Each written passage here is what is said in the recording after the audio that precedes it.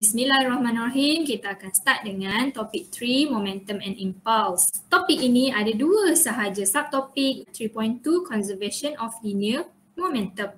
Kita tengok terus dekat flipbook ni, credit to Madam Huda. So ini footnote-nya, Momentum and Impulse. Now we go to 3.2. 3.2 dia adalah Conservation of Linear Momentum.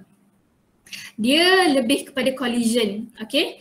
So maksudnya awak ada objek awak ni, dia bergerak, so dia ada momentum.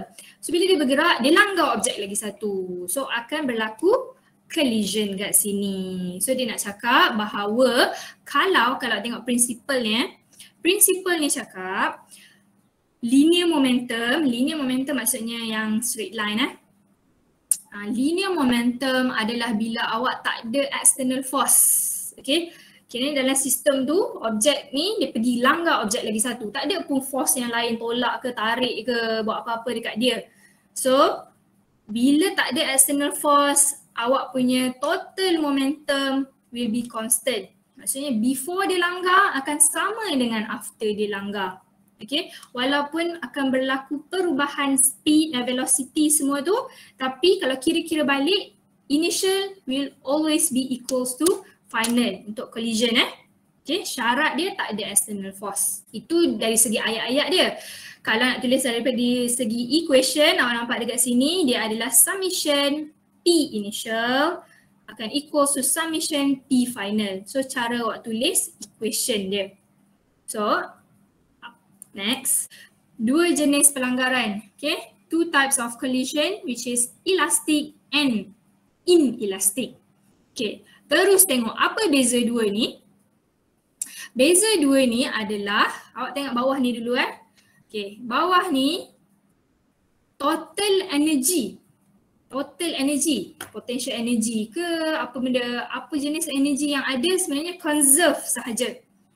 Okay, walaupun pelanggaran tu elastik ke inelastik, dua-dua energy conserve. Cuba tengok dua-dua belah ni. Saya tunjuk ni dengan yang kiri dengan kanan, dua-dua energy dia constant. Sama juga dengan momentum. Okay, walaupun dia langgar akan berubah value velocity ke bila dia langgar semua tu, tapi bila total up, value initial dengan before akan sama. Tapi yang membezakan elastic dengan inelastic collision adalah kinetic energy dia. So kinetic energy yang elastic dia akan conserve. Bila langgar, lepas tu pecah ke, dia berpecah ke balik kan, patah balik kan benda semua tu, kinetic energy dia akan sama bila kira balik initial, bila kira balik final. Cuma bila inelastic takkan sama sebab dia akan energy tu akan transfer, kinetic energy initial tu sedikit, kalau tak banyak sedikit akan transfer dekat, bila langgar kan bunyi kan. So bunyi dia akan ada sound energy. Itu dah ambil lah initial kinetic energy tadi. Heat energy pun boleh jadi juga. So dia dah ambil lah part of kinetic energy initial tadi. So dia takkan equal kinetic energy yang final dengan initial tadi. Okay, so itu inelastic collision. So saya nak bagi tahu in our real life ni sebenarnya tak ada pun elastic collision boleh berlaku. Sebab obviously kalau langgar mesti akan ada sound. Mesti akan ada heat yang dissipated. Okay, so kalau awak nak buat elastic collision ni sangat susah. Awak kena paling tidak pun dalam vacuum. Okay, sebab kita tak boleh ada sound, tak boleh ada energy. So banyak faktor yang awak kena buat untuk dapatkan elastic collision. Okay, untuk dapatkan total kinetic akan sama initial dengan final. Okay, kalau kan ada objek satu pergi langgar objek lagi satu. So bila dia langgar, dia separate.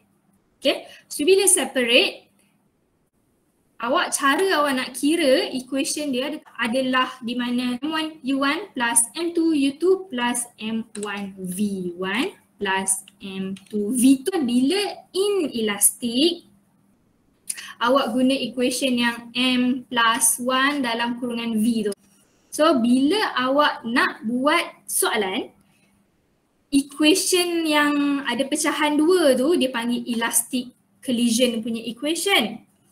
Yang sambung yang M1 dia campur mass dia, lepas tu dia ada common velocity, ada satu je sebab lepas tu dia melekat kan, awak guna inelastic collision. Tapi Tapi dan tapi. Tapi even though objek tu dia langgar lepas tu dia patah balik, tak semestinya type of collision dia adalah elastik. Okay? Type collision kita nak tahu dia elastik ke inelastik, awak kena prove by using yang K initial sama dengan K final. Awak tak boleh cakap oh dia separate tu confirm elastik. No no. Dia bukan. Awak hanya guna equation elastik sahaja bila dia separate. Okay so harap faham, nanti saya akan emphasize lagi bila kita tengok soalan. Syllabus anda dia ada satu dimension collision, which means that dia pergi kiri kanan saja. Dia tak ada atas bawah, dia tak ada angle. Itu maksudnya dimension, kiri kanan saja. Tapi kalau two dimension maksudnya dia ada angle. So bila ada angle, awak kena consider X dengan Y component. Okay, so ni kat sini nampak yang dekat part bawah ni. Nak tahu elastik ke tak elastik, bukan cara dia pecah ataupun dia melekat. Nak tahu type adalah sama ada kinetic initial sama dengan kinetic final.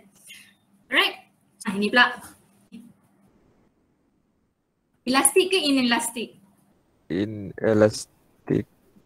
Elastik. Saya tak cakap elastik. Ikan yang kedua masuk dalam dia, makan, lepas tu dia ke belakang. Okay, tak apa. Yang ni?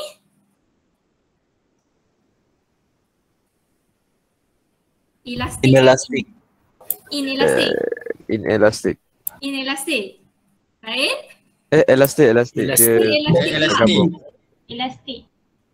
Elastik. Betul Elastik. Kalau yang ni? Elastik. Inelastik. Sama je saya dengar elastik, tak ada beza pun. Inelastik. Okay, dia sebenarnya kalau macam saya cakap tadi lah, in our real life memang susah nak dapat elastic collision. Okay, so sebenarnya kalau saya semua tadi tu inelastic collision. Cuma kalau kita nak proof bukannya pakai cakap mulut je. Okay, macam saya ni cakap mulut je, saya rasa inelastik. Mana tahu kan? Cara dia adalah guna equation ini.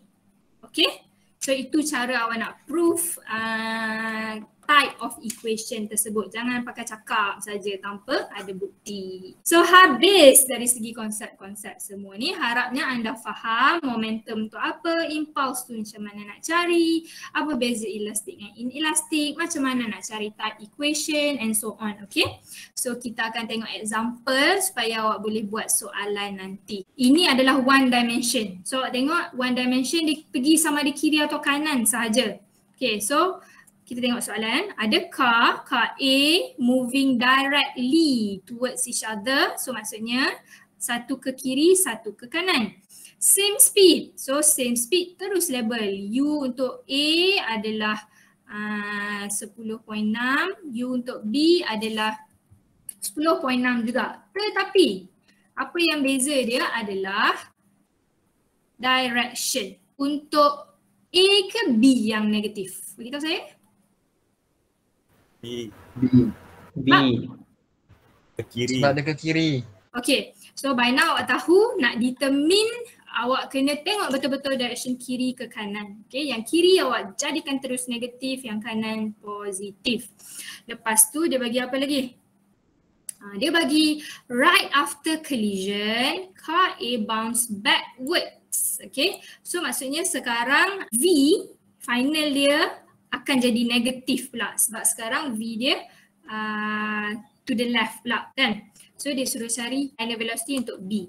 So bila awak jawab tu, ni. Okay, so nampak awak jawab. Take note, nampak dia letak kat sini negatif. Dekat yang VA pun dia letak negatif. Awak akan dapatlah, ini senang saja. So jawapan awak positif kan. So maksudnya kena state dia adalah to the right sebab tengok soalan dia final velocity. So jangan jawab value sahaja. Velocity ataupun any vector quantity awak kena jawab sekali dengan direction dia. Nampak dia tulis to the right. Mana tahu to the right? Sebab value bila awak kira awak dapat jawapan positif. Okay? So macam tu cara nak tahu direction dia. Okay, macam saya cakap tadi dan saya emphasize banyak kali, tadi pun saya cakap kalau dia objek ni berlanggar lepas tu dia separate, bukan bermaksud dia elastik. So untuk jawab soalan B, type of collision, awak tak boleh cakap dia elastik. Okay? Sebab awak kena prove guna kinetic energy ni. Okay? So kalau cara nak guna kira dia, awak kira yang initial dulu, half mv squared, kira yang final juga half mv squared, lepas tu awak compare. So nampak tak di sini initial dengan final dia tak sama. So dia punya type of collision adalah inelastic. Now dekat two dimension ni tak susah pun, okay? Sebab dia hanyalah satu extra step sahaja yang anda kena buat. Kalau tadi dia one dimension, awak terus buat saja satu equation terus dapat. Tapi bila two dimension, apa yang berlaku? Awak tengok dekat sini. Mula-mula tennis ball ni dia bergerak kena kat soccer ball ni. Okay, soccer ball ni tak bergerak. So dia bergerak horizontally. So maksudnya initially dia dekat x component sahaja. So initially dekat x component, tapi bila dia langgar soccer ball ni, tennis ball ni dia akan reflected lah, senang. Reflected dengan ada angle. Okay, so dia dah bagi dah value ni, so awak kena pandai gunalah. Soalan dia basically suruh cari apa velocity untuk soccer ball tadi tu. Okay, lepas dia berlanggar. Awak tak boleh assume, mestilah dia pergi ke kanan kan? No, mana awak tahu? Confirm lah dia pergi diagonally atas ni. Mana awak tahu? Jangan pandai-pandai cakap je sebab kita boleh prove by calculating it using conservation of linear momentum. Jom kita tengok sekejap Nampak? Kalau tadi dia buat sekali je sebab dia memang dekat x component je, yang one dimension. Sekarang untuk two dimension awak kena buat x component dan y component. So M1 U1 X. Dia tak pernah nampak sebab dia distorted sikit bila saya convert ke PDF Hopefully awak get the idea. So U1X, U2X, nampak? Sebab kita tengah buat X component. Lepas tu yang bahagian final pun V1X, V2X. U1X dia 20 sebab memang dia tengah bergerak dekat X component. V1X equals to V1 cos X. Sebab kalau guna Rivero, awak akan nampak V1 ni turun ke bawah macam ni. Nampak? Inilah V1X anda. Ini adalah V1Y anda. Okay. So sebab itulah yang cos dapat dekat X component, yang sin nanti akan dapat dekat Y component. Lepas tu V2X dia tak pecah pun kepada cos atau sin. Okay, tak perlu pecah. Sebab awak nak cari V2X sekarang ni. Next, buat Y component, nampak? Step dia sama saja. Cuma sekarang cuba take note dekat part ini. Nampak? Initially dekat Y component semua zero. Dekat yang objek 1 pun zero, objek 2 pun zero. Tennis tadi pun zero, soccer ball pun zero. Sebab initially dia move dekat x axis. Okay? So dekat final je baru kita consider ada angle ke tidak. Okay? So kita tengoklah. Dekat V1Y ni dia akan jadi 4 sin 50. Negatif sebab tadi saya dah lukis dia ke bawah. Lepas tu awak tambah je dengan M2 V2Y. V2Y awak tak payah pecah kepada sin cos pun, tak payah. Sebab awak cari V2Y. Tadi cari V2X, sekarang cari V2Y. Sebab awak nak cari velocity 2. Okay?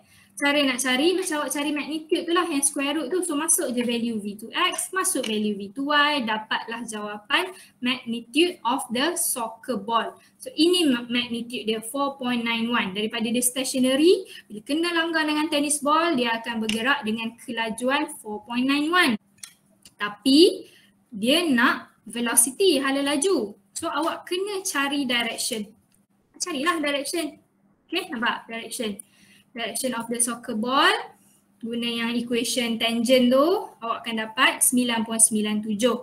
Mana nak tahu 9.97 ni dekat mana? Ni yang chapter 1 awak tengoklah V2X tu positif ke negatif.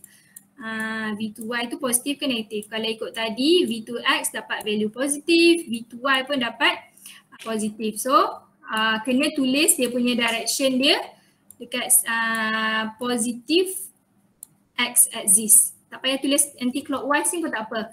Okay, above. Okay, kalau saya suka above positive X axis. Okay. Tapi nak tulis anti-clockwise pun tak apa. Cuma saya duk ajar selalunya above atau below kan. Okay. So itu cara direction. Cuma dalam soalan tadi dia specifically suruh sketch kat mana. So inilah jawapan untuk sketching tu. Nampak? Inilah yang 9.97 tu. Okay. Inilah values magnitude dia tadi tu 4.9 rasanya tadi. Habis. So that's how you answer untuk 2 dimension. Kena buat X, kena buat Y, cari magnitude and direction. Okay, ikut kesesuaian soalan. So kita dah discuss, habis dah chapter 3. So sekarang masa untuk anda buat soalan pula. Bye-bye.